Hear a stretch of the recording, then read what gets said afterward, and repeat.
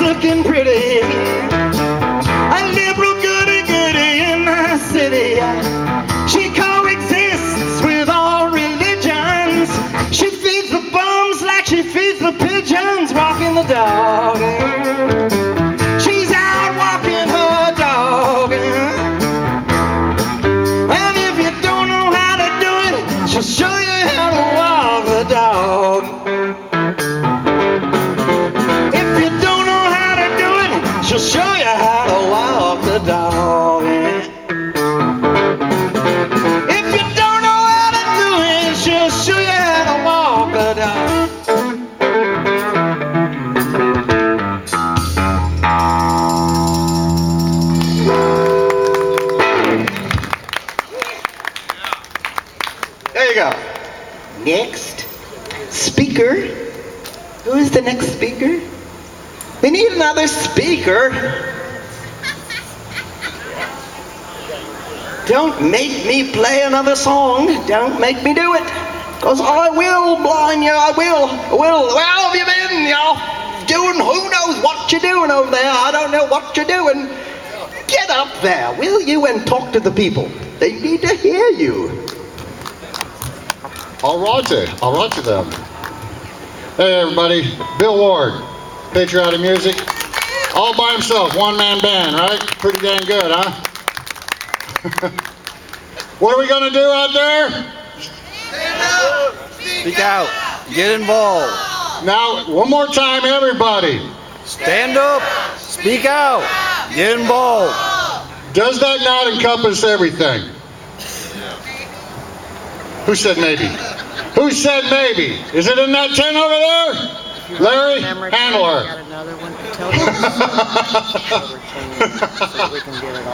Hey, everybody over there at the fair, you're welcome to come on over here at the Liberty Beach. Right here, the Illinois LiberTEA Fest 2016. You like this country? Well, wait a minute. You love this country?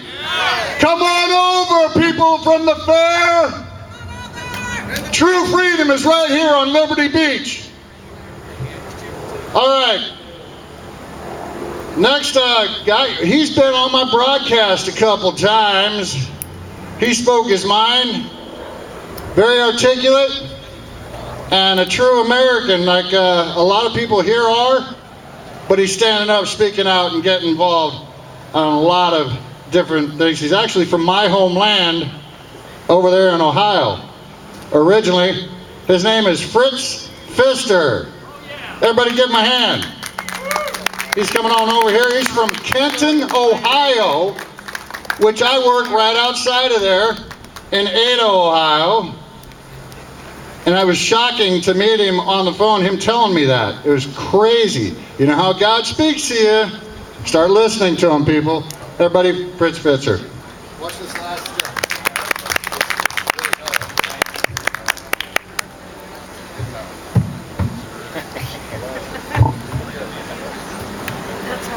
Well now, I'm glad to be here. I'm either a little short or he's a little tall.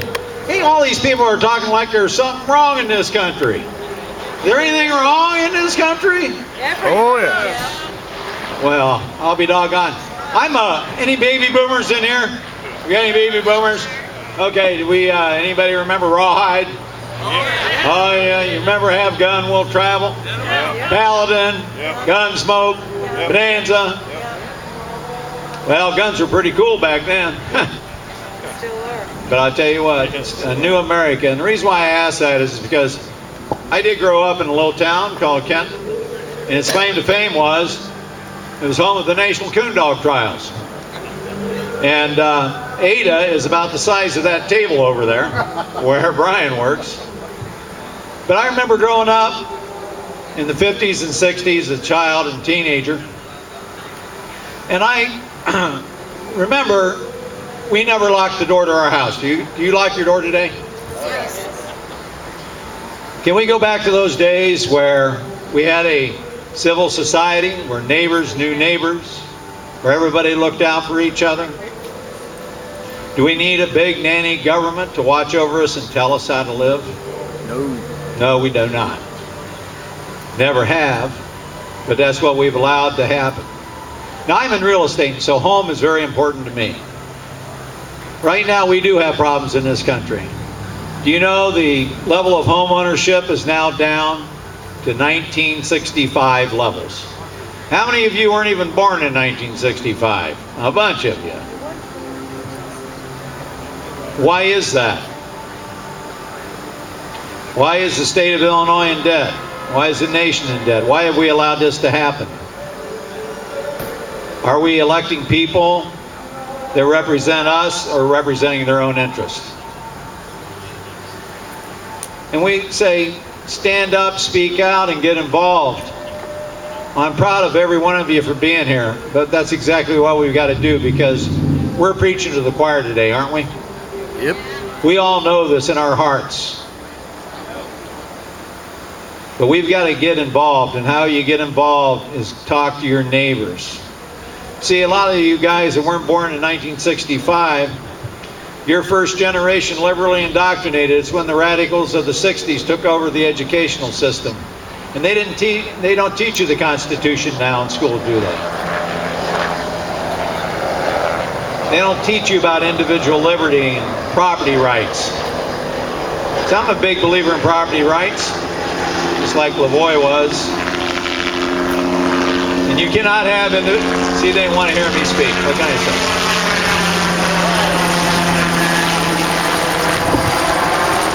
What is liberty to you? How much time you got on this earth? Isn't your time your liberty? And liberty your time? We go to work anybody here work? Well, I'll be doggone. We got taxpayers in here. You've got so much time in this life to be able to do something, to provide for your family, to have that home where you can enjoy the quiet enjoyment of that home. Feel safe. Don't worry about locking your doors. Why do you have to have a gun around? And why do you have a sign on my door that says, warning, armed American citizen, nothing inside worth dying for? Y'all got one of those? Problem is most of the illegals can't read. That is a problem. But our individual liberty, our time to spend with our families, to spend with our kids going fishing, or teaching them the Constitution, or going on picnics, or going on vacation and working, is our liberty not denied us when we get taxed by the government more and more and more? Don't we have to work harder to be able to do those things? Aren't they stealing our liberty by stealing our purse? And what do we have in this country?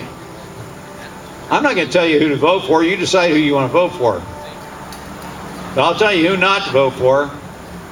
Do not vote for Hillary. Yeah. Hillary is the most corrupt politician to ever run for office in this nation. She's incompetent and well, she's just dishonest. We can't trust her.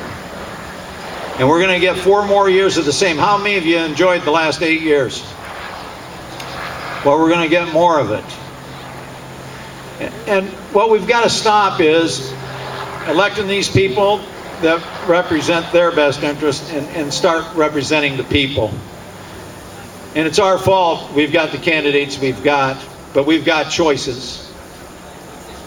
And I'm going to tell you right now, the way we get our liberty back is to roll back the size of government. Would you agree with that? Do we need not to roll back the size of the administrative state? We talk about all the alphabet soups, the IRSs, the BLMs, the SOBs. I'm sorry, that's not one. Yes, it is. Actually, it covers them all. That's my chief one.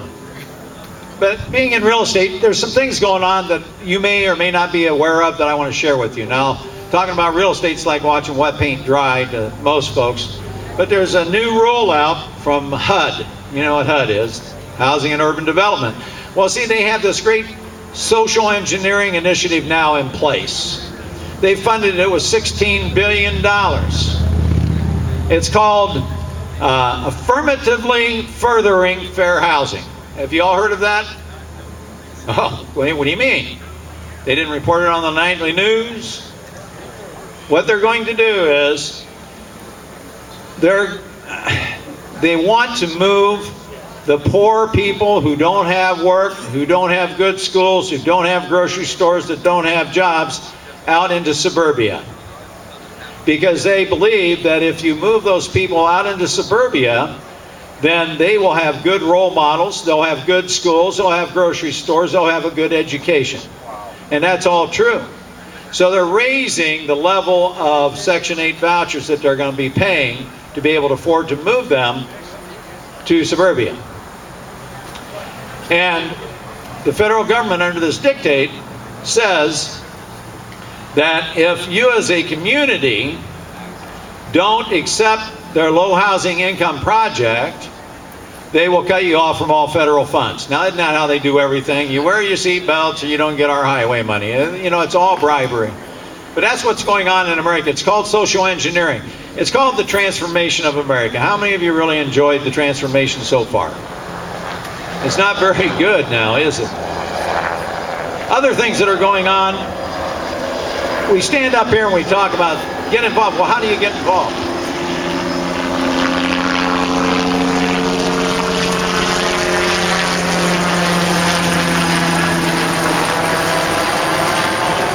We limit government by cutting off funding to them. Their lifeblood is money. Right now we have the establishment Republicans who are owned by crony corporatists who own them. And they could care less about you and me in the middle class. And then you have the Democrats who have just completely sold out. That's a party I grew up in. And they are completely socialist now. They think government is the solution, bigger government. Hillary's solution to the economy, did you hear her speech the other day?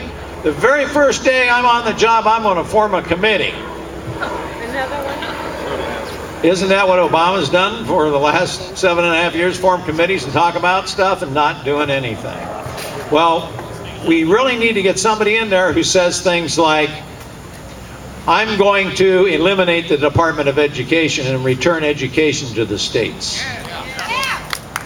I'm going to, I'd like to see him just abolish the 16th Amendment, repeal it, but roll back the tax code to 3 tax brackets, lower the the corporate income tax to 15%. Give us a chance, give us a fighting chance so we can keep our manufacturing jobs that we have and attract more back. You know, there's over $2 trillion overseas in corporate profits that could come back to this country if it wasn't so highly taxed. Britain, 3%.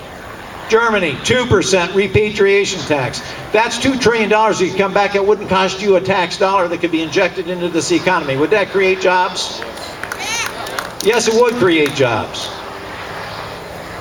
And we've got to close our borders.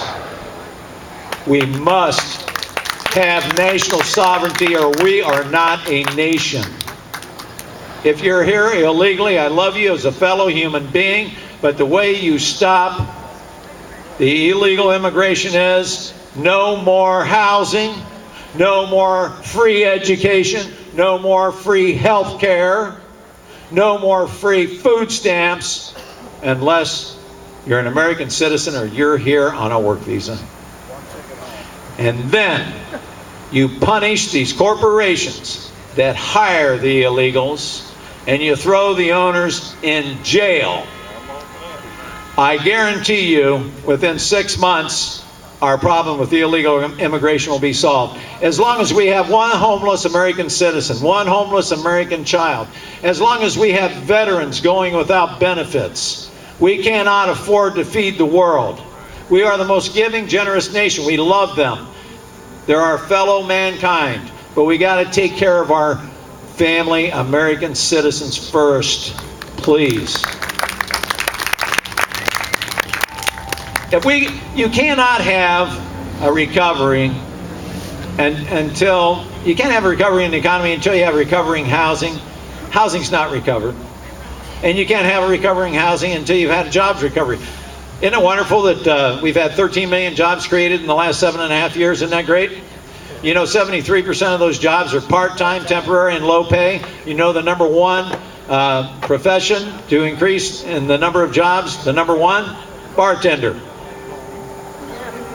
Bartender, waiters, and waitresses. The number one job being created over the last 7.5 years.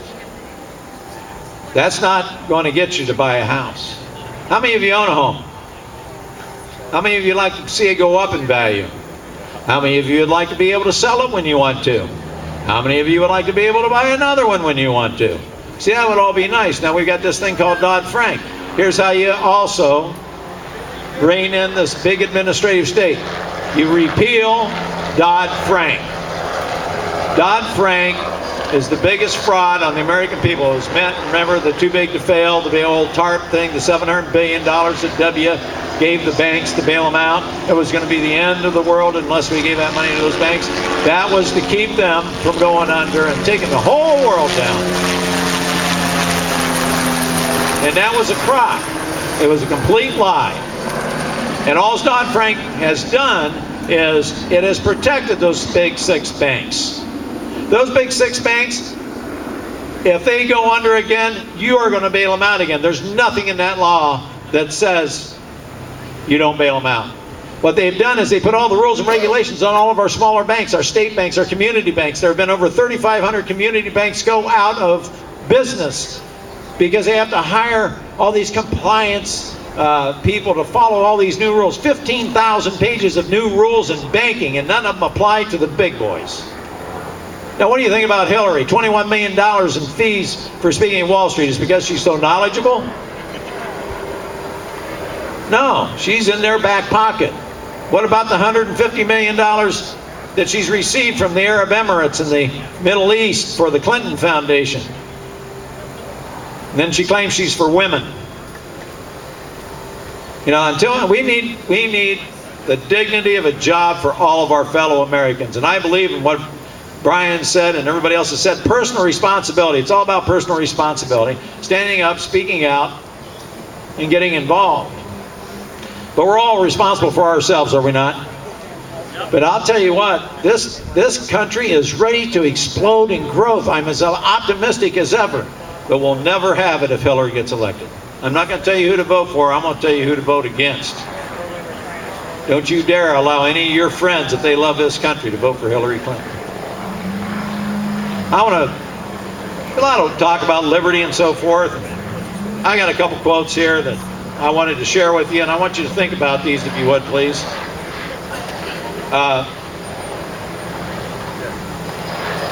Somebody was talking about the Constitution being a living, breathing document and all that. Well, on the anniversary, the 150th anniversary of the Declaration of Independence, President Calvin Coolidge said this. Now, please think about what he's saying here, because it's so much common sense. About the Declaration, there is a finality that is exceedingly restful. It is often asserted that the world has made a great deal of progress since 1776, that we have had new thoughts and new experiences which have given us a great advance over the people of that day. Isn't that what the liberals tell us today? They're just so much smarter than you. You don't know how to live your life. We got to tell you how to do it, right? And therefore, we very well may discard the conclusions of the founders for something more modern. But that reasoning cannot be applied to this great charter. If all men are created equal, that is final. If they are endowed with their inalienable rights, that is final. If governments derive their just powers from the consent of the government, that is final. No advance, no progress can be made beyond these propositions. If anyone wishes to deny their truth or their soundness, the only direction in which they can proceed historically is not forward but backward toward a time when there was no equality, no rights of the individual, no rule of the people. Those who wish to proceed in that direction cannot lay claim to progress. They are reactionary. Their ideas are not modern, but more ancient than those of our revolutionary fathers. Now, that was said in 1925. Think about that. Isn't that what the Democrats are still doing today? Isn't that what the progressives are doing? They think they've got the answers. What's Hillary's answer? $1 trillion more in spending and bigger government and forming committees. Allowing more people to come across the borders. Funding $150 billion to the world's leading state sponsor of terror. Now, speaking of safety in your home, you didn't lock your door. You worried about criminals? You worried about Black Lives Matters? You worried about possibly ISIS infiltrating the refugees? Well, you better be. You better be. I want you to live a happy, safe life. Own your home. Sell your home with me. But we've got to get control of that federal government. They aren't smarter than us, and we're not smarter than them. But we're all Americans, and we got to get to work together. The people you need to be talking to are the independents. The Democrats are a lost cause. You're wasting your breath. Talk to your independent friends and get them out to vote. Now, there's been a little bit of talk about a guy by the name of Abraham Lincoln that used to live here in Springfield. And I want to share this with you. It's from a speech that he made when he was 28 years old at the Springfield Men's Club Lyceum. And it's just very prescient, because do you believe that this country is on the precipice? Do you think it's about to fall? Can it fall? Are we in danger? Are we in danger from inside and outside? Absolutely we are. Listen to what Abraham Lincoln had to say. At what point shall we expect the approach of danger? By what means shall we fortify against it? Shall we expect some transatlantic military giant to step the ocean and crush us at a blow? Never! All the armies of Europe, Asia, and Africa combined, with all the treasure of the earth in their military chest, with Bonaparte for a commander, could not by force take a drink from the Ohio or make a track on the Blue Ridge in a trial of 1,000 years. At what point then is the approach of danger to be expected? I answer, if it ever reach us, it must spring up amongst us. It cannot come from abroad. If destruction be our lot, we must ourselves be its author and finisher. As a nation of free men, we must live through all time or die by suicide. Let's not die by suicide. Let's get our friends, get those independents out to vote. Make sure that Hillary Clinton does not pull the handle on the America Obama put in the toilet. Thank you very much.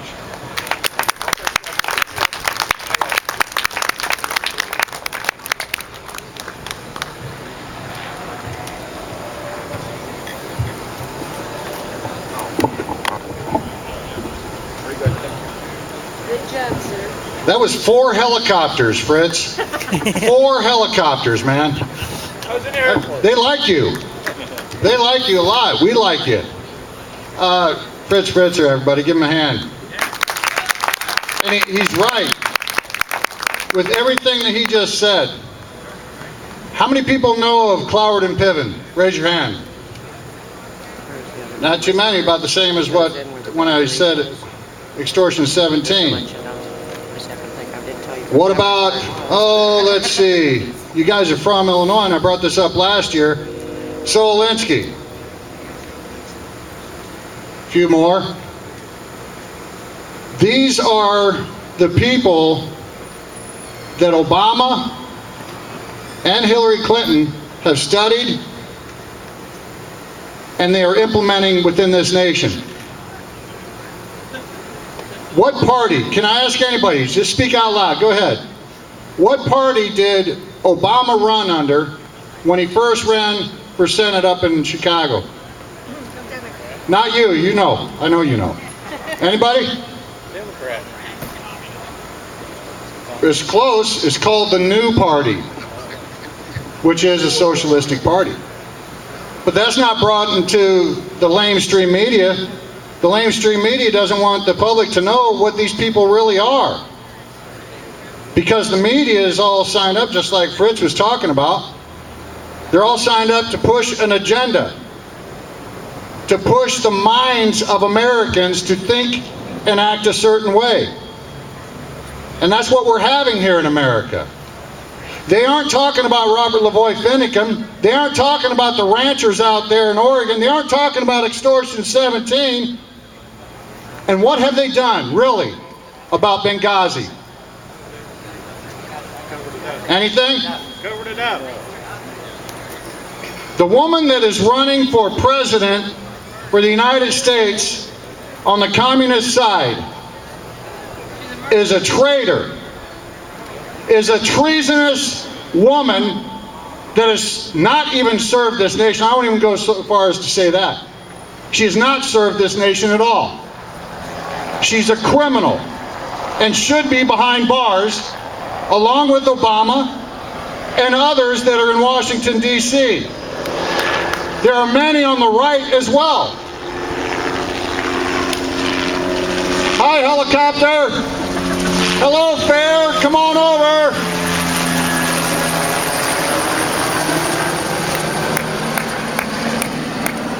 These people need to be put in jail. Who are the people that can get that done? We the people. Say that again, please. We the people. Exactly, we the people. It's up to us. It's not up to anybody else. Hold them accountable by getting the word out. At every chance that you have. Like I go to lunch. I go to like Cracker Barrel. I love Cracker Barrel, by the way. Hope to do their commercial and travel and visit every one of them in the United States. But if I'm at Cracker Barrel, I'm at any place, I'll ask whoever's there if they know about extortion 17. I'll ask them if they know about Robert Lavoie Finicum. I'll ask them if they know about Cloward and Piven. Zelensky, and what, like I asked you guys about Obama, what he ran under. Does anybody know of, not Cloward and Piven, but Cleon Skousen? Cleon Skousen wrote the book, The Naked Communist. Within that book, there are 45 goals, the communist goals for America. And if you go get that book and you read through those 45 goals, every one of them, they have succeeded in the United States. So what's that make us then? How do you feel up here in Illinois? Do you feel like you're within a communistic state? Yes. Huh? Yes. I mean, I heard of something last night when I was dropping Terry off to her house with Fred. There was a person driving by, and she was kind of worried, and I was saying, well, you want a gun? I had a big gun in my back. And I started to give it to her, and Fred goes, no, can't do that. What are you talking about? She can't have a gun? You guys got this thing called FOID, where you have to have it in order to have a gun in your own dang house? How crazy is that? And why hasn't the Illinois people been trying to repeal that? Why on earth, when we got a Second Amendment right here in the nation under the Constitution that it shall not be infringed, that you have to purchase it for $10, a license that says you got a gun in your house? Why? How in the world does that happen? They want money. How does it happen? We let it. Exactly. There wasn't enough people in this state to stand up, speak out, and get involved to get it done. To down it. Absolutely absurd. Do you not think our founding fathers are rolling over in their graves right now? Don't you think that Abraham Lincoln, that lived right here in Springfield, is not rolling over in his grave? Incredible. I never heard of such a thing. Never, until I just came here last night. Now, I've heard of the Floyd card, but I didn't know what the heck it actually was about until I was told last night. Incredible. So what is it that you're prepared to do? What is it that you're going to do? Stand up. Are you just going to listen to these speakers and then go on your merry way? Or are you here for a reason? Do you feel that God has led you here today to listen to each one of these speakers and take what they have implemented into your minds, not like the mainstream media? Because these speakers are speaking truth. Is that my second helicopter? Is that two? That's two? Okay. Hi, come on over, Fair. We're right here for you. The Liberty Beach, right here.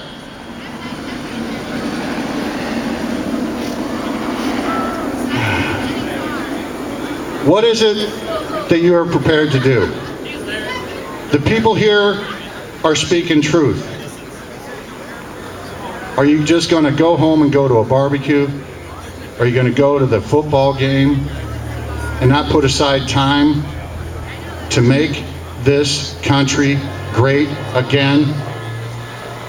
We can accomplish that. We can. But it's up to everybody here to get the word out to everybody out there. All right. I said, when the speaker's up here, they speak, and I'll grab something from what they're saying, and it clicks in my head that I'm going to start speaking to something, and I hope you don't mind. It's just me. It's God-led. All right, the next one up, I've got to go through my lines and cross-outs and everything else. We've had some adjustments today because a few haven't been able to show up. The next one up is going to be this man right here, Eric Golub. Yeah. He is a politically conservative comedian. Get your laughing hats on, everybody. Right, yeah.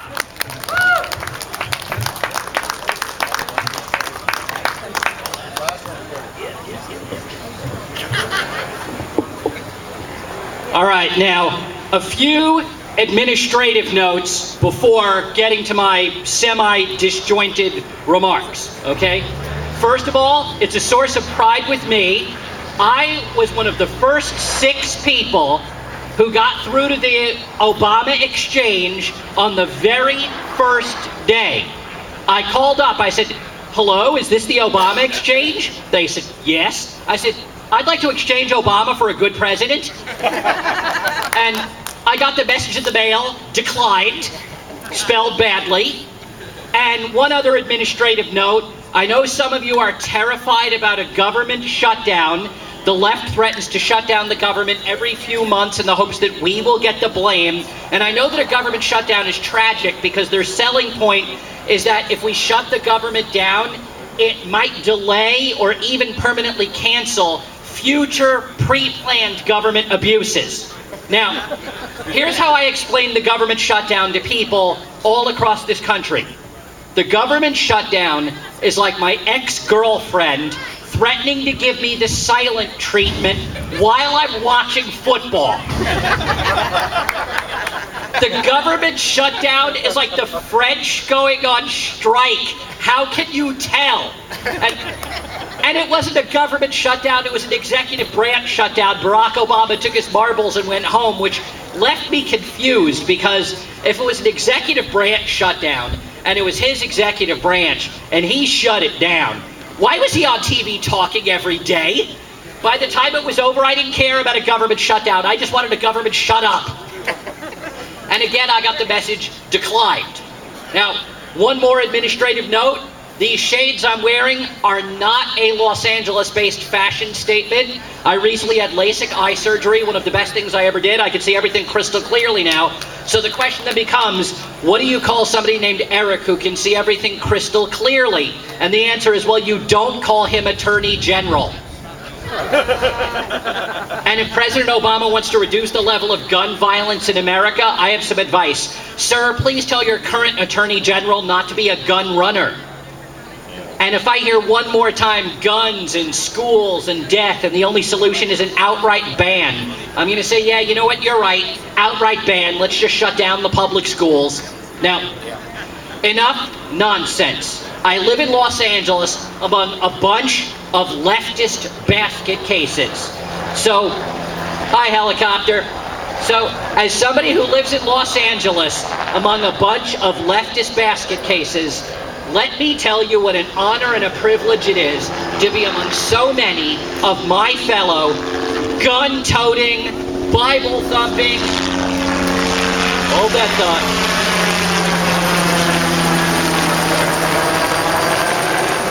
gun-toting, Bible-thumping, flag-waving, tax-hating, freedom-loving, patriotic Americans who are going to take back this country and send Barack Obama and Hillary Clinton to the nursing home where they belong. 1 year from today, Barack Obama will be outside in the park arguing with park benches and declaring the pigeons are racist. I speak around the country because our freedoms are under assault, and it starts at the top. And my message to the president and his supporters is very simple.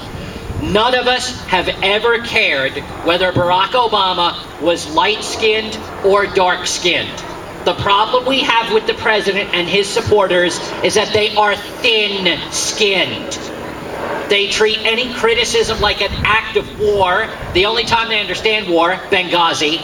And then they tell us to go along to get along and be bipartisan. Now, when a liberal tells a conservative, be bipartisan, what that liberal is really telling the conservative is, shut up and agree with me. So, if the left would like bipartisanship, I've got some ways we could be bipartisan and we'll all get along just fine. Let's just come together and compromise everything we believe in. Here's some examples, okay? First, here's how we compromise on illegal immigration. Here's how we compromise. First, and by the way, if you're here legally, I don't care what you look like, I love you. Now, I know a lot of you are outraged about Canadians sneaking into North Dakota and Minnesota. They cheated hockey and baseball, it's a travesty. But let's talk about the southern border. Here's what I would do.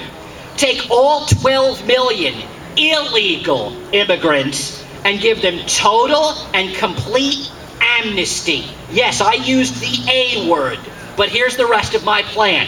For every illegal that you give total and complete amnesty, for each one, you deport one white liberal. Yeah. How about two?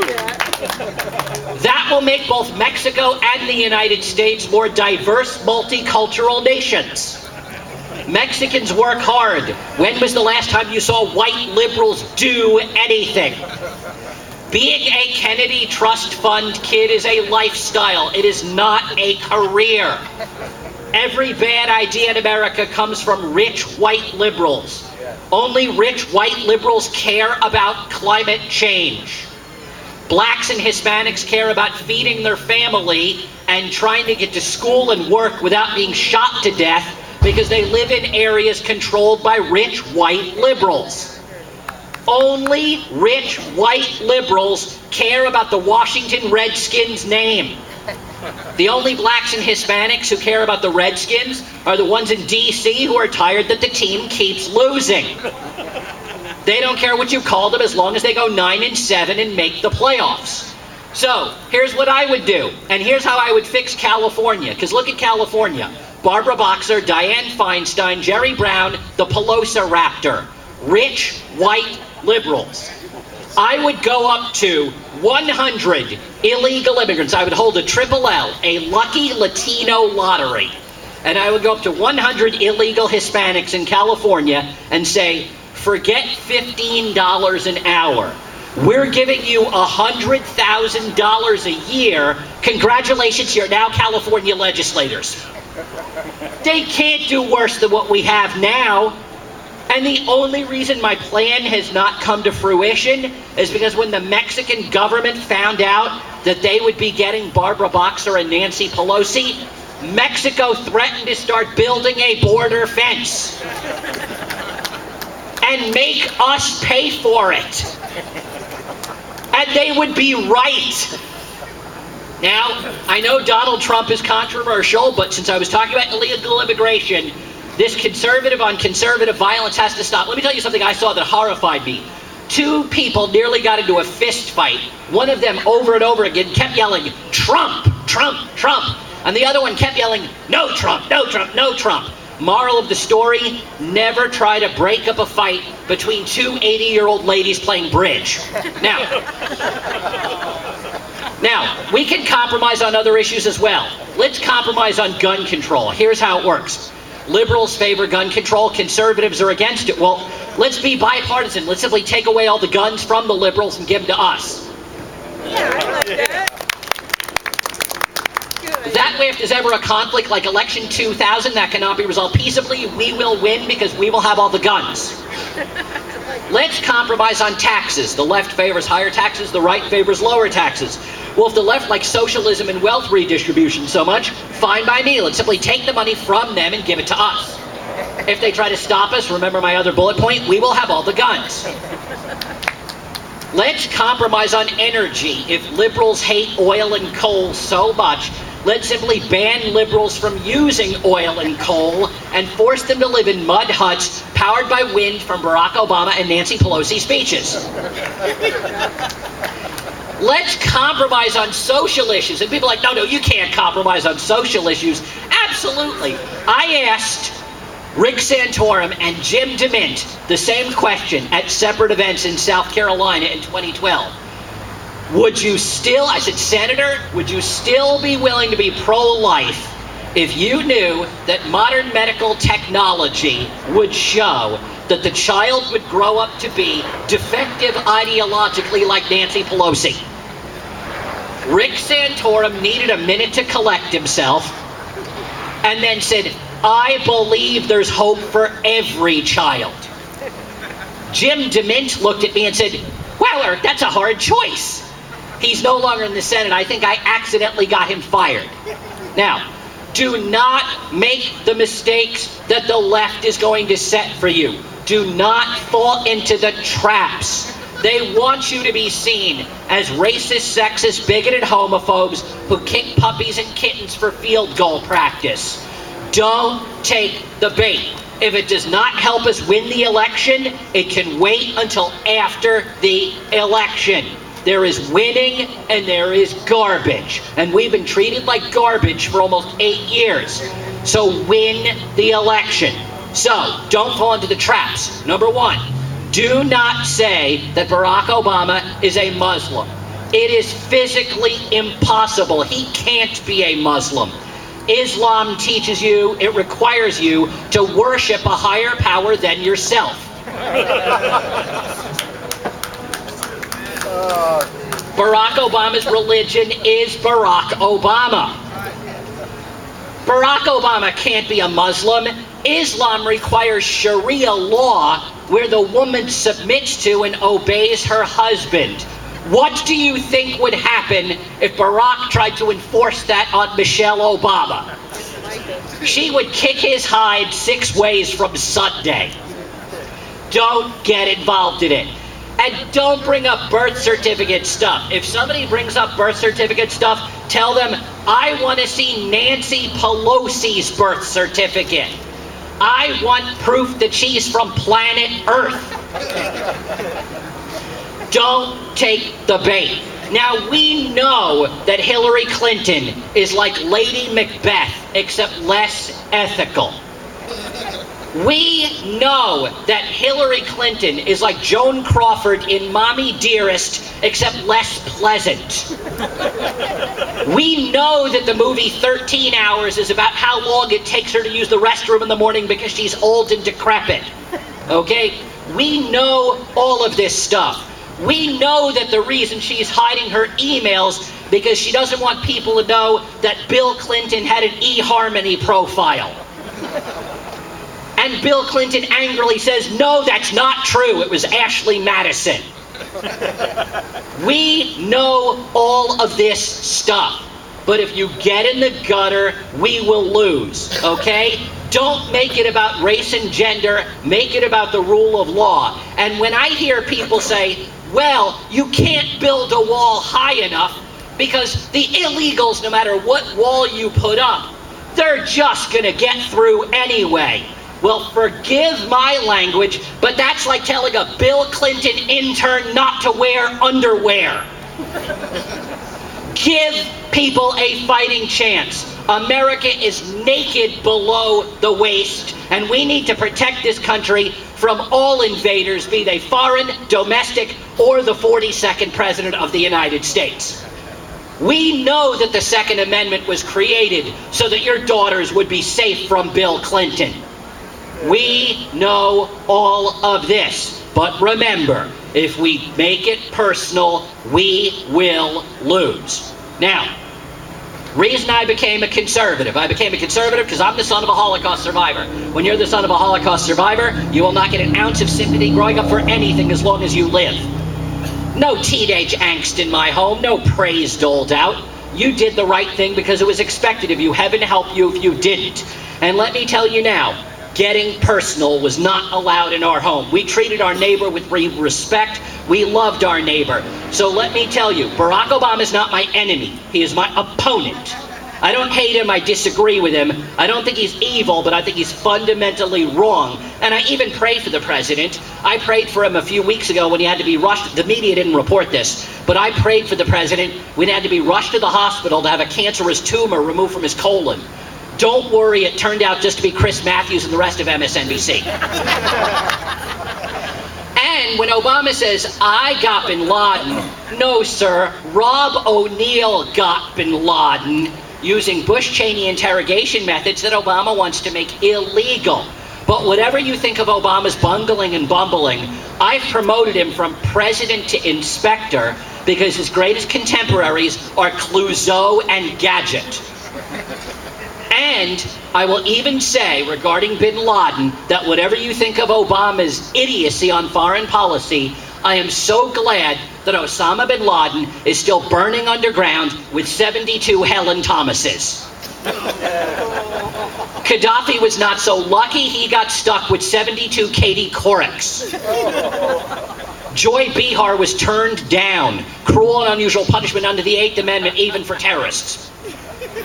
So as I said, my dad was a hardened man, and there was no complaining when I was a kid. At age 14, I tried to convince my father social studies class was too difficult.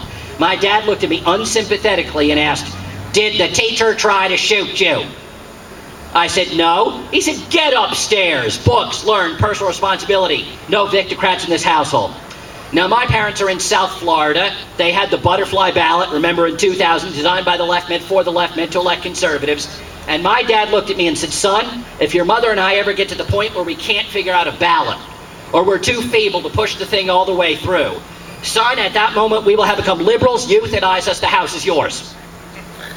My parents are still complaining in South Florida. My dad's like, "We've got to secure the border." I said, "Dad, what have the Cubans ever done to you? They're conservatives. What's the problem? What do you have against Marco Rubio and Ted Cruz?" My dad said, "Son, I'm talking about the northern Florida border. The New York liberals keep coming." He wants us to get our best sharpshooters at the Citadel in South Carolina, keep them from reaching Georgia. Florida, Arizona, California, Texas, overrun by parasites who drain the state of services, don't work, demand new services, speak a language I don't understand. I don't recognize my own country anymore, all because worthless parasites take and take and give nothing back. Of course, I'm talking about AARP liberals. Blacks and Hispanics do not argue about the price of the salad bar at Sizzler and Golden Corral. The only people who do that are rich, white liberals. Blacks and Hispanics do not walk into a 7-Eleven 1 week later with the same cup and demand a free refill. Only rich, white liberals do that. Every problem in America stems from rich white liberals who think that everything is bigoted. Well, since all they have is identity politics, I will leave you with a gender story and a racial story to bring it home. And some of you are like, "But you're a white man. You're not allowed to talk about gender and race." Well, thanks to Caitlyn Jenner, RuPaul, and Rachel Dolezal, I am now a black woman, and if you disagree with me, then you're a racist and a sexist. And let me say, don't talk about Bruce Jenner. It has nothing to do with the election. If somebody says to you what you think about Bruce Jenner becoming a woman, say to them, "I'm delighted that Bruce Jenner became a woman. It gives me hope that maybe one day Barack Obama will become a man." Don't get involved in the war on women. Hillary Clinton is so desperate for a campaign narrative. Her new slogan is "Vote Hillary." It's been 7 years since we've had a man in the White House. So I'll give you a gender story and a racial story real quick to bring it home. Gender story. You all remember who Sandra Fluck is, right? The girl that wanted free stuff that's not free, paid for by the government, meaning you, the taxpayers. Well, if Sandra Fluck is allowed to get her needs paid for by the government, then I, in the name of gender equality, hero of feminism that I am going to organize men. And I'm going to go to college campuses and organize the Million Frat Boy March, because hashtag Frat Boy Lives Matter. And I'm going to make sure that these young men have their needs paid for by the government. Scented candles, Marvin Gaye and Barry White records, it still works.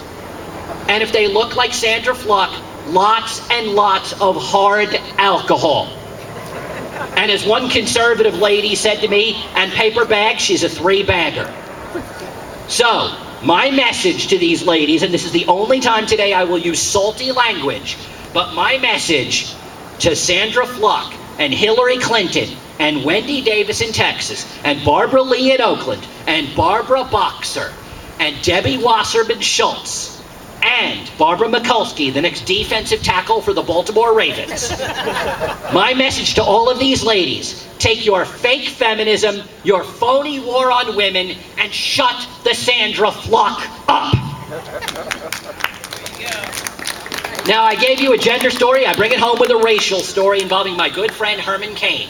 I said, "Herman, you're a good man, but America's just not ready for you yet." He said, "What do you mean, Eric?" And he mentioned people like the great Tim Scott in South Carolina and others. I said, "Disqualified.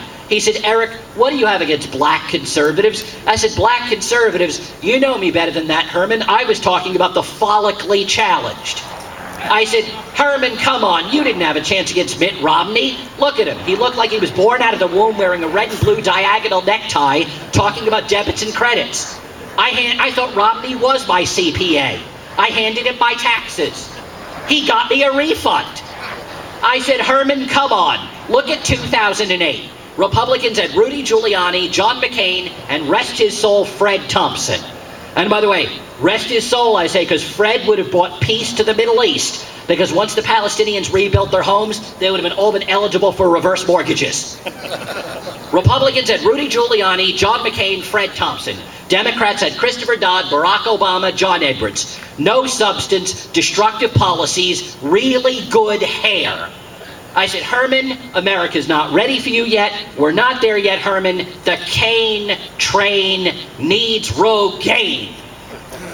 And Herman looked at me and said two things I'll always remember. The first thing he said is, Eric, I've talked to Tim Scott. If either of us get vice president or defense secretary, we'll have access to Predator drones and we'll know where to find you. And on the subject of drones, when Barack Obama announced he was sending a drone to the Middle East, John Kerry stood up and said, finally, a job I'm qualified for. And I even got the Ron Paul supporters to compromise on drones. Not an easy thing to do. It should be perfectly acceptable to use drones on American citizens, on American soil, if the target is the Academy Awards or the White House Correspondents' Dinner. Which brings me to the second and last thing that Herman Cain taught me. And afterwards I will be selling books and t-shirts. I recommend the books because they're more expensive. And a piece of advice from you, I drove a long way to get here as a Jewish person who drives all across America. Never ever rely on a Palestinian GPS tracker.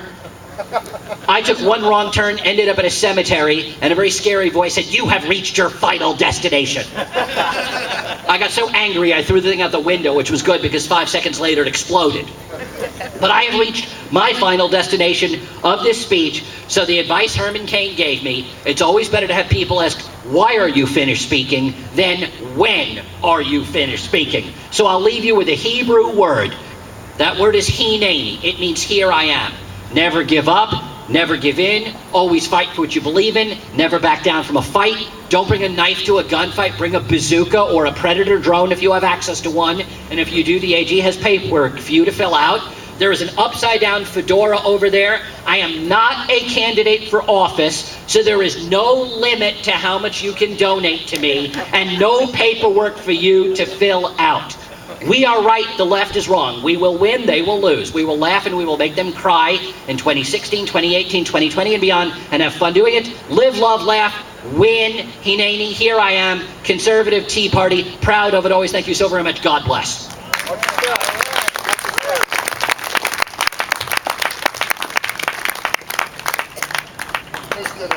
Good job.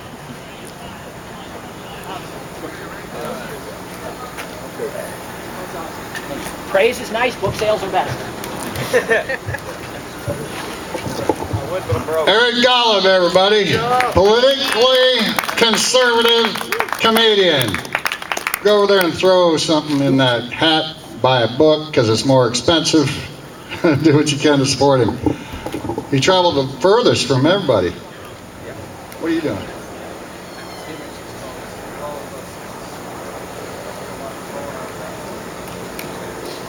Really? 6 minutes? Well, 6 minutes, really? Anybody else want to speak? 6 minutes. That ain't enough for somebody to get up here and speak. Well, you can do it. You're the MC. Well, I'll do what I can. Couple things. What's the phrase that I have said here? Huh? Stand up, speak out, get involved. All right, that was weak. That was weak. That was about as weak as Hillary. Stand up, speak out, get involved. That's better. One last time so the fair hears us.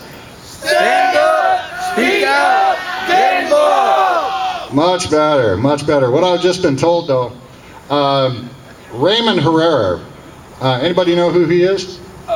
I mean, he just gave me the message. Of course he knows. Anybody, whoever was here last year should know who Raymond Herrera is. Evidently, he's going to be giving a call to me, or what? Me. To you. You got an upgraded phone? Has good volume on it? I hope. Okay. We're doing this in a wing and a prayer. Wing and a prayer. Oh, well, that's what I do all the time. Anyhow, Raymond Herrera is, you talked about the illegal immigrants, right? We've talked about them here. 2 years ago, 2.5 years ago actually now, it's the 8th month, right? This president cut a deal with the Mexican president. Now, you guys heard of this? Do you know about this? Cut a deal with the Mexican president to have the illegal immigrants go right through Mexico and into our land. Did you know that? He did. So that the Guatemalans, the El Salvadorans, and the Hondurans come right through Mexico and come into our country. That's what this president did. So-called president. He's not my president. He's not mine because, for one, he's not even an American citizen. Man talked about the birth certificate. Even before he ran, that means Barack Hussein Obama, before he even ran for office, there was charges, there was documentation filed on him about the birth certificate. Okay? Now, how does that not matter? And why is it that American people do not care, it seems? Lamestream media, maybe? He mentioned Chris Matthews. Remember? Chris Matthews said that he had a tinkle going down his leg about Obama. This president is a traitor in every shape of the word. He is treasonous on so many accounts. I mean, the AP scandal. What's that, people? Do you know what that is? How about the IRS scandal? Where he actually ordered the IRS. Now, don't believe what the lamestream media tells you. I said years ago, before the very first scandal came about, that every scandal goes right back to Barack Hussein Obama. And sure enough, every one of them has gone back to him. Every one of them. Those ones that they try and say are phony scandals, right? The AP scandal, IRS scandal, VA scandal, right? What about Fast and Furious?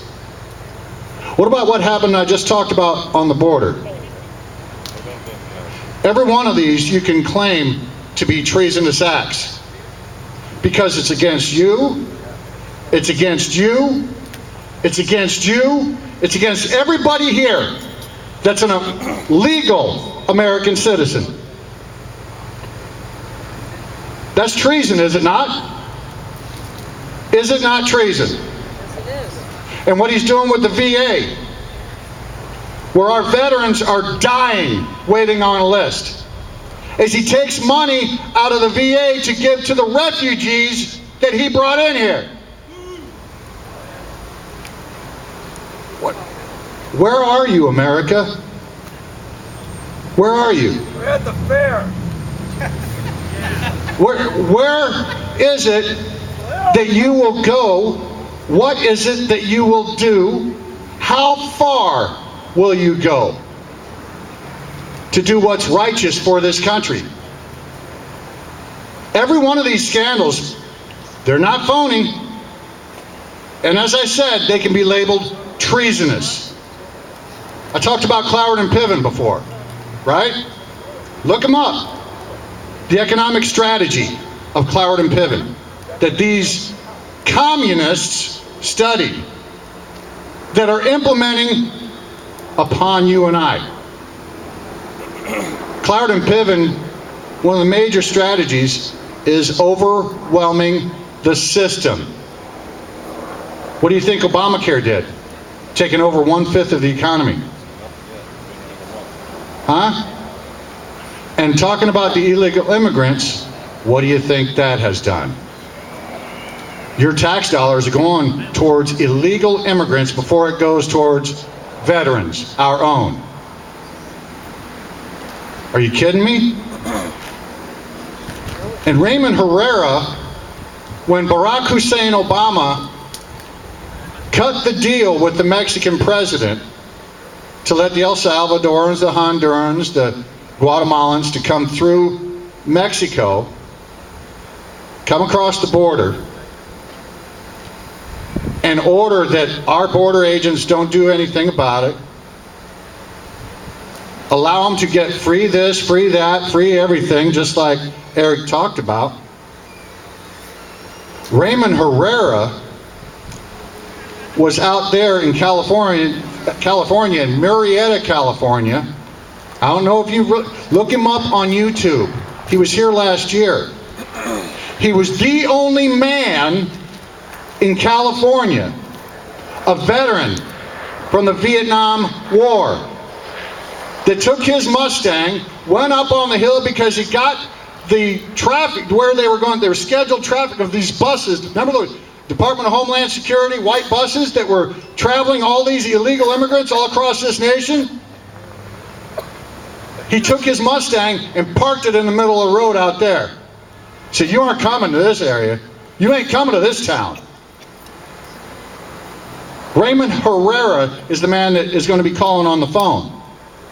He wanted to be here, and remember that storm that we got?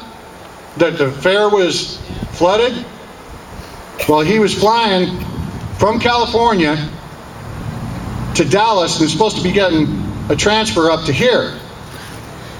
Well, it took him 9 hours to reach Dallas, because it took him to Austin, Texas, diverted him to Austin, Texas, then diverted him to Houston, then diverted him to San Antonio, and then to Dallas, and his flight wasn't even going to be coming up here. He wasn't even going to be able to make it up here. The earliest he was going to be able to make it up here on being on a call wait a list would have been 3:20 today. I think it was 3:20. No, it was 3:20 yesterday, but he would have been on a waiting list. Sort of like the veterans, huh? The only one that he could actually have been on would have been 10:40 in the evening last night to get here. He was so angry. He wanted to be here. He wanted to be sharing to you guys out there the Liberty Restoration Movement. He wanted to be sharing to you guys the LibertyPledge.com and what he's standing up, speaking out, and getting involved over. He's been at it for a whole hell of a lot longer than I have, and probably a whole hell of a lot longer than you guys. But at least he's doing it. And he was so upset. I talked to him on the phone until 3:30 in the morning that night, trying to find out how we're going to get him here. But he had to go back home. He got so upset they were giving people cots and blankets there at the Dallas airport. But he's a man that wants to speak to you guys and probably say he's sorry for not being here. Because a true American, and that's one of the other things I wanted to bring up here. A true American is putting away that R for Republican, putting away that D, those things that are stamped on your head. Amen. Right? That you've been believing for all this time, and planting a big old A on your forehead and on your heart. Being an American again. We've gone so far away from that. So far away from what really this country was founded upon. We all have to be American again. And Raymond is just a man that is standing up in every way, speaking out in every way, and getting involved in every way. You think about it. You think about it. Would you put your life on the line? Believe me, Department of Homeland Security. Put your car and your body, yourself, right in the middle of a road where they are coming and saying, hell no. Not here. That's Raymond Herrera. Would that be you? But that, I believe, is what is required all across this country. We speak of the evil of this government, of what's been happening in the past 8 years. The evil on both sides, not just the left. Yeah, they're the communists. You might as well just claim them the Communist Party. Because if you look at the Communist Manifesto, if you ever read it, and also the book Cleon Skousen, the 45 Goals that I talked about, that's exactly what they've implemented here in this country. Absolutely. And you can see it, especially in the past 8 years, of how they've implemented each thing. But Raymond Herrera, is he on the phone yet? Well, call him. I mean, I don't know how much longer I can be up here. I can't speak that long. I'll play. But at least Raymond Herrera, I'm giving you a background of the guy that's supposed to be calling in. All right? A veteran from the Vietnam War. A man that's put his body, soul, everything on the line, sort of like what our founding fathers put up. Right? What's the phrase? What is that? I can't remember, Chris Ann. What's it? Their sacred honor. What all was that?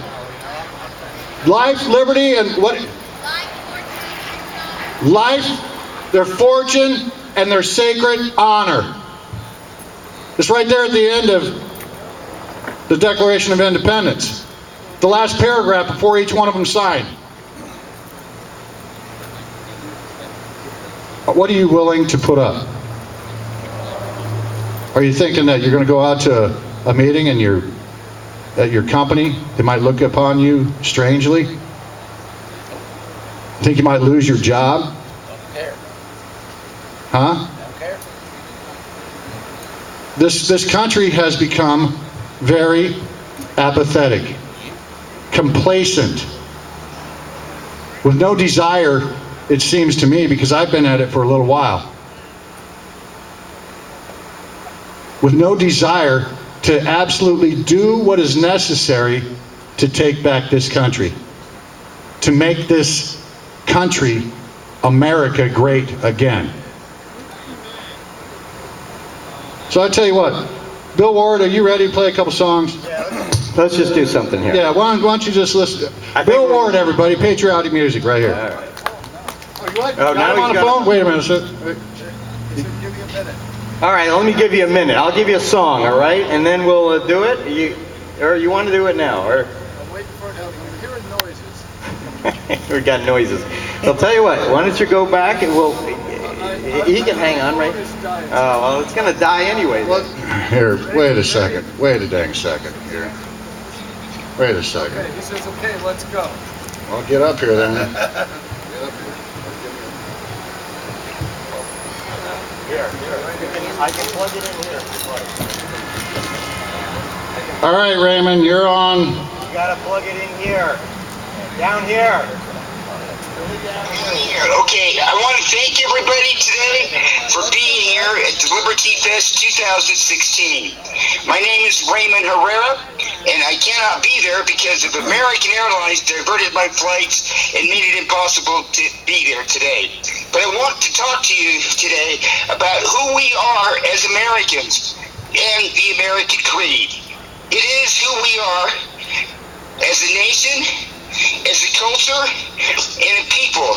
It is a creed that was brought here in 1620 by the Anglo-Protestant settlers that founded America, the beginning of the great American experience.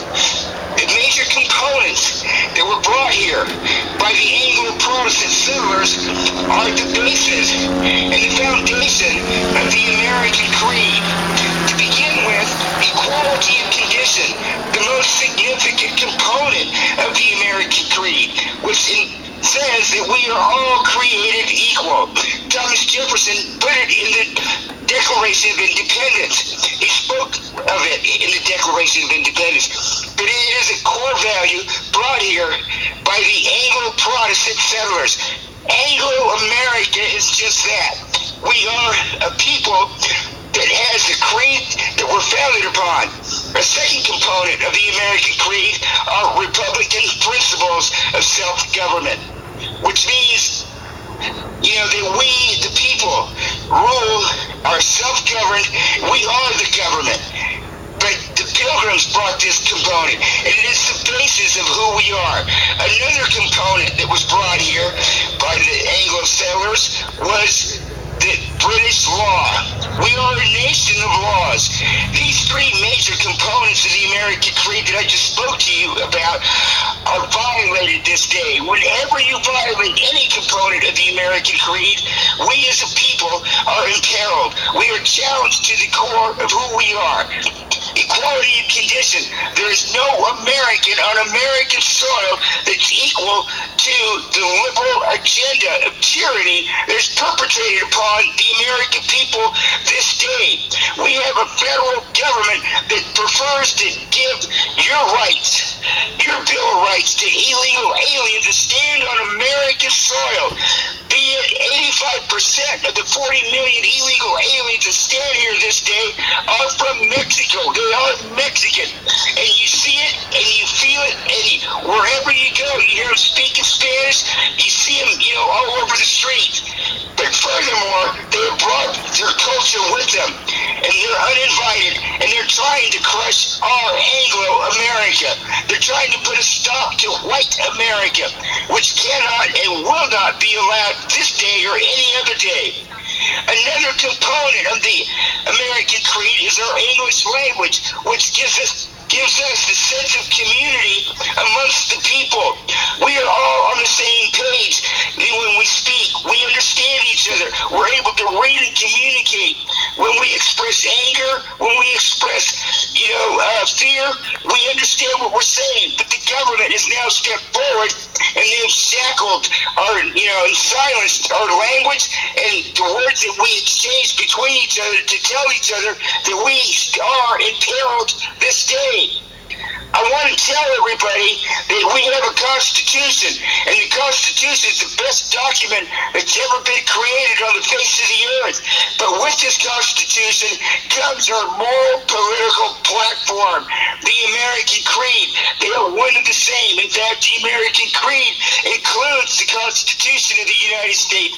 In the second component, when I spoke of Republican principles of self-government, we cannot allow this government to imperil the sovereignty not only of we the people this day, but of future generation of Americans that are yet unborn and will be born. They will be born if we do not challenge those that violate the American creed. They will be born in a state of anarchy, a state of tyranny. This day, America, you need to have the moral political platform the American creed brought forth to embolden the American people so that they know what it is that we share. We share the American creed. We share our Christianity. We share our language. We are one people, one country, one culture. We cannot let President Obama stop the American creed, violate the American creed, nor the American people. And President Obama is not the only one that's guilty of it. His cabinet, all the bureaucrats at all levels of government have done the same thing. They now teach you about diversity. They don't teach you about America. We don't speak of Thomas Jefferson or James Madison in a good light. We don't speak of the founding settlers in a good light. We speak of the demise of America in a bad light. And the media is just as guilty as the government this day of crushing you, crushing your sovereignty and the sovereignty of your children. I'm begging you, America, to stand up and fight like Americans. Stand up and be proud to be an American. Be proud to be a member of the greatest Anglo-Protestant core culture society on the face of the earth. Think of one thing. If we had landed on Normandy Beach, would you have been able to handle the fire that was coming, the enemy firing their machine guns at you, or would you have turned around and said, we're not going to fight Normandy? I say as Americans that we stand our ground and we take whatever actions necessary to restore our America, to restore our American creed, to restore our Constitution. Because if we don't, you can sign off the America our moms and fathers gave us. The America that was founded in 1620 and brought forth to the year 2016. That guilt will be on your shoulders and my shoulders for the rest of not only our lives, but for all of the history to come. That America surrendered itself to political correctness, diversity, and an invading army from Mexico that you and I refuse to stop, refuse to enforce our immigration laws. With that said, I'd like to ask the American people one other thing, and that is to join Raymond Herrera and join Ernest Lee and Jeremy Dieter, and that is to join the Liberty Restoration Committee. It is the Restoration Committee that seeks this day to restore our constitutional values to where they should be.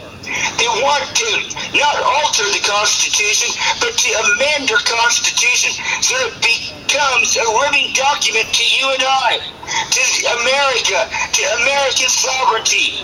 The Liberty Restoration Committee seeks to put government back in its box. And that is to say, to take the power of government away from those that we elect to represent us this day, because they are tyrants. They have betrayed the American people. They have committed treason against the American people. They have burnt the Constitution of the United States, the founding document of we the people. And with that burning, they have burnt the American creed. So these elected officials in Washington, D.C., and all levels of government across the United States are against the American people. They are the enemy from within. We have to restore our Constitution, and this is what the Liberty Restoration is going to do. After 12 years of battling in the battle for America, I now find that the only venue that we have left to us short of a revolution is to battle the government from within. And that's why I have chosen the Liberty Restoration Committee to be that vehicle, that venue that will restore America, restore the American culture. I ask you to go to libertypledge.com and look up and see what we're all about. We also have a radio show every Saturday and Sunday, and it starts at 5 p.m. until 7 p.m. every Saturday and Sunday. That's Eastern Time. Just go to libertypledge.com, go to the Liberty Restoration Committee, and look for the link. And I'm telling you that in the words of Thomas Jefferson and James Madison, and Madison especially, believed that whenever the body of people is far removed from the government, that is the local governments, the state governments, that are supposed to express the will, the mandate, and the voice of the people, the self-governed. And this is what the Restoration Committee is about. It's about restoring state powers back to the states so that we as a people can communicate with the central government through our state governors. We're looking to restore the Constitution. We are looking for the American people to embolden each and every state governor across America to stand with we the people, to stand with what is right, to stand with moral America, and express the voice, the will, and the mandate to the federal government. We are looking for people to form coalitions across America.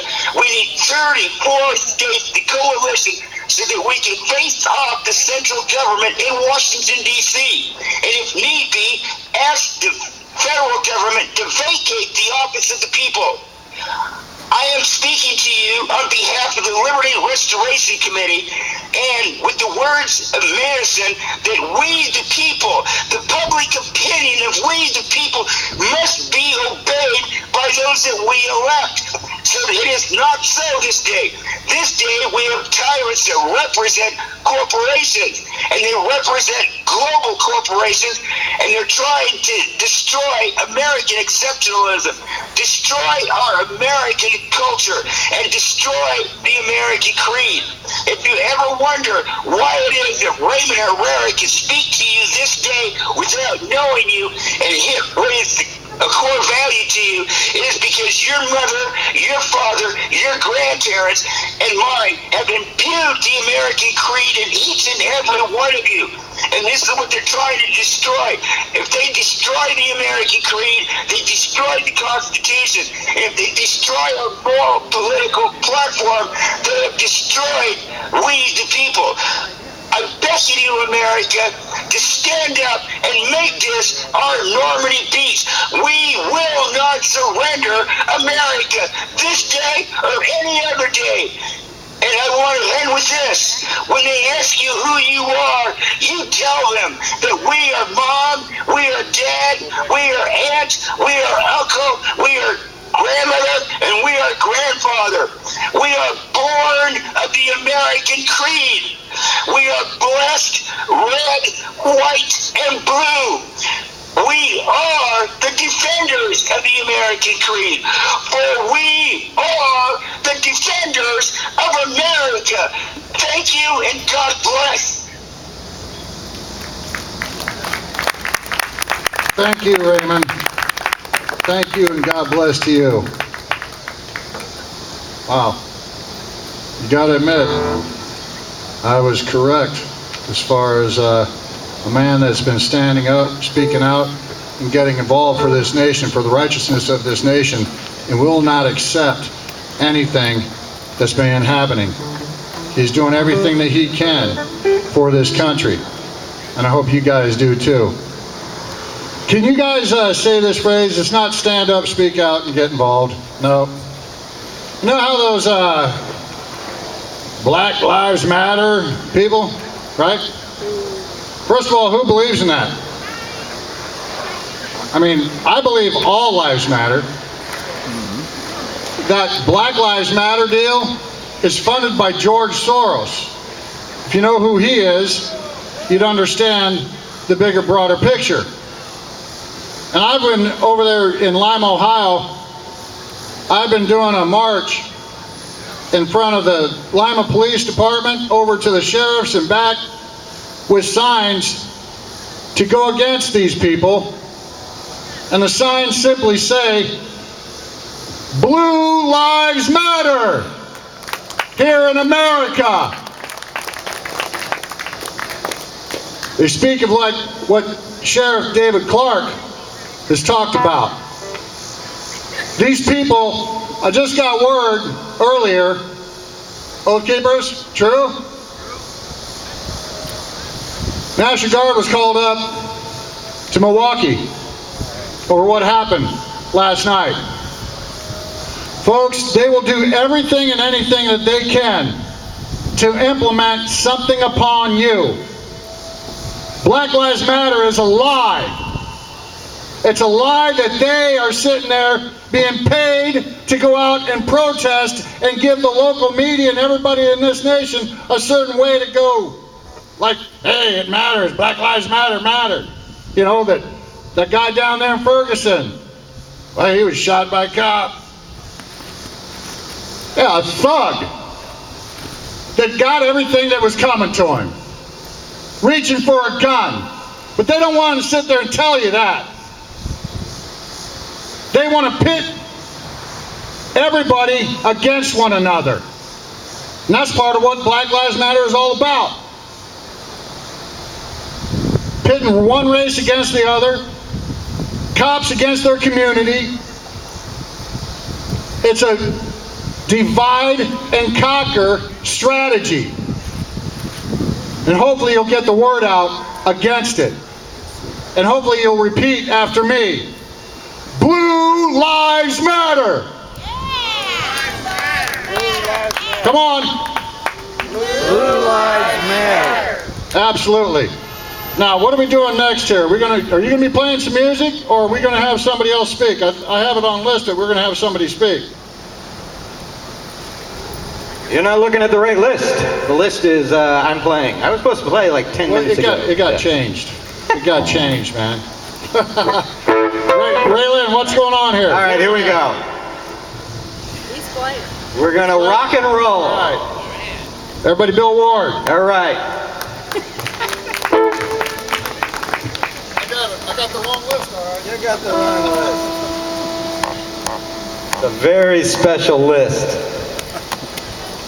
On a need-to-know basis.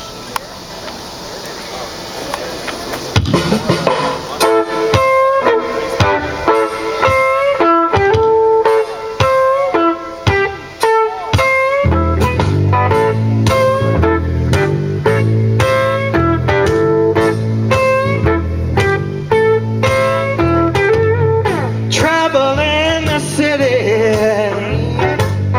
trouble on the farm.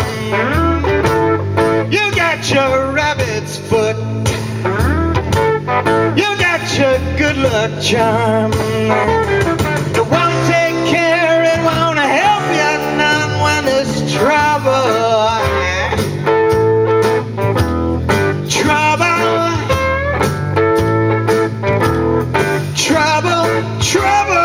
Trouble, nothing but trouble. Trouble in the water, trouble in the air. Go all the way to the other side of the world.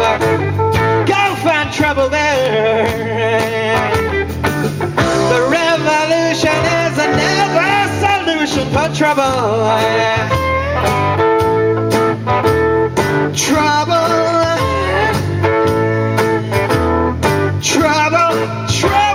Trouble, nothing but trouble.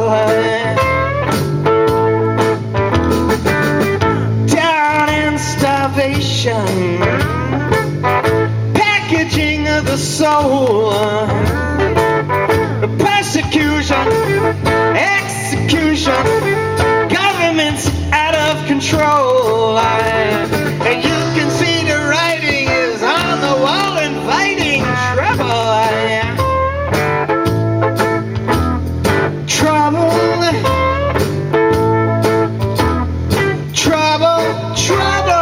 Trouble, nothing but trouble.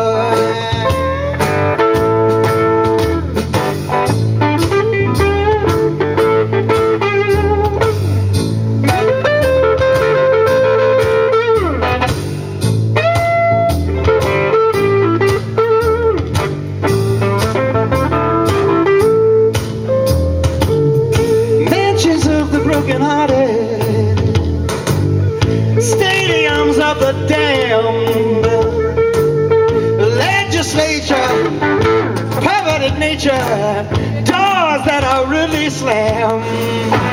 You can take care of these, but all you will see is trouble. Trouble,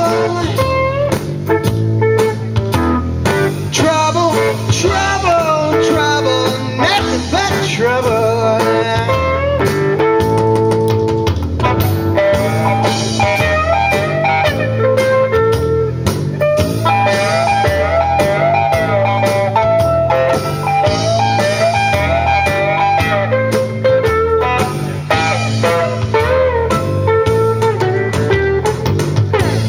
Mansions of the broken-hearted, trouble.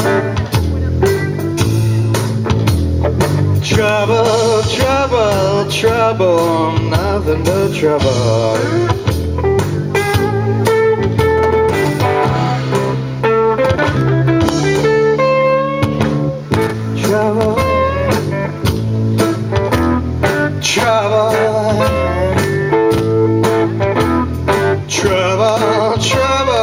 Trouble, nothing but trouble.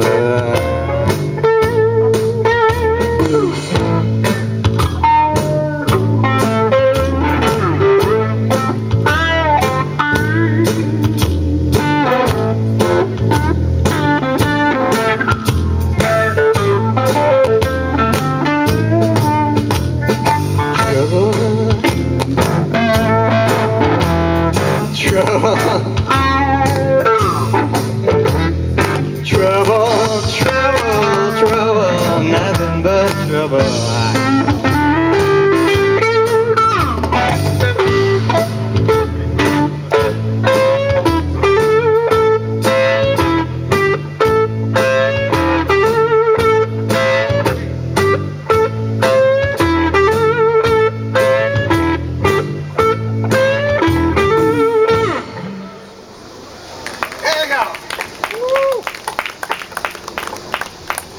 Something is breaking up. I don't like it. I don't like it at all. Next speaker. Where are you? You're not out there. Nobody's there. He's still playing. What are we going to do? Oh, how about an acoustic song? Yes, that would be fun, wouldn't it? Yes. You want me to bring you some pizza? Yeah. Want to go in and get a beer?